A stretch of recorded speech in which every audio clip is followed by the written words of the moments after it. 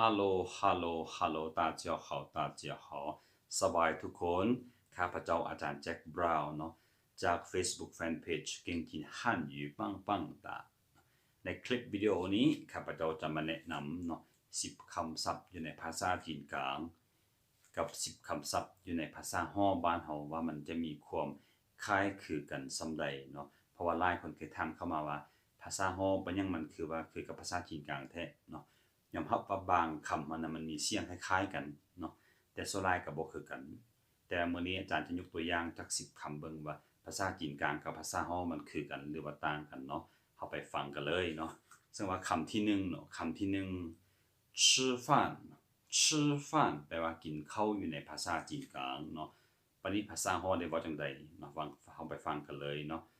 ภาษาฮ้อเว้า吃饭เนาะ吃饭ก็แปลว่ากินข้าวคือกันเนาะบัดนี้คำที่2คำว่า喝水喝水ในภาษาจีนกลางแปลว่าดื่มน้ำเนาะบัดนี้ในภาษาฮ้อได้เว้าจังซี่เนาะ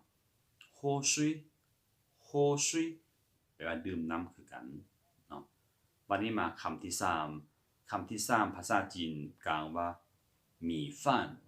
หมี่ฟ่านแปลว่าข้าวเจ้า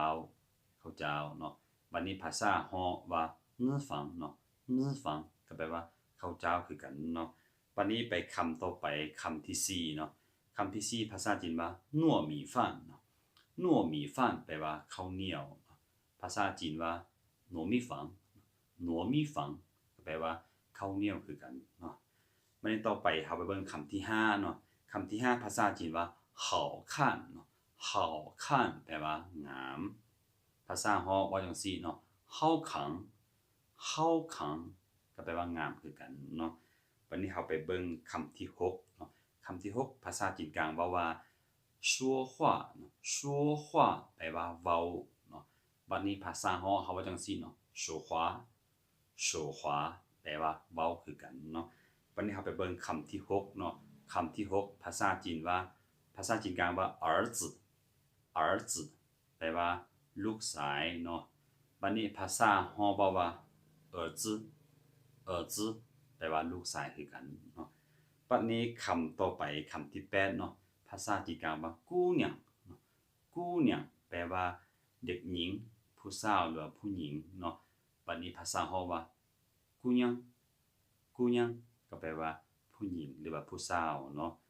บัดนี้คำต่อไปเนาะคำที่9ภาษาจีนกลางว่าคู่子คู่子แปลว่าทรงเนาะบัดนี้ภาษาฮ้อว่าจังซี่เนาะคู่子คู่子ก็แปลว่าทรงคือกันเนาะบัดนี้เฮามาเบิ่งคำที่10เนาะคำที่10ภาษาจีนกลางว่า坐车เนาะ坐车แปลว่าขี่รถ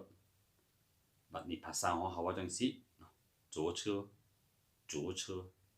คำว่า坐车ก็แปลว่าขี่รถคือกันเนาะเป็นจังได๋10 คำศัพท์ที่อาจารย์ยกมาให้เห็นในคลิปตัวนี้เนาะภาษาจีนกลางเว้าแบบนี้ภาษาฮ้อเฮาเว้าแบบนี้เนาะทุกคนฟังเข้าใจแล้วบ่สังเกตเบิ่งบางคำมันจะมีเสียงที่ว่าคล้ายคือกันแต่มันจะบ่คือกันเนาะฉะนั้นนี่คือความแตกต่างของภาษาจีนกลางกับภาษาฮ้อบ้านเฮาเนาะซึ่งว่าภาษาฮ้ออาจจะมีเข้ามาจากภาษาจีนกลางคือกันต่างแต่ว่ามันได้พัฒนามาเป็นหลายยุคหลายสมัยสำเนียงมันอาจจะเพี้ยนไปเนาะ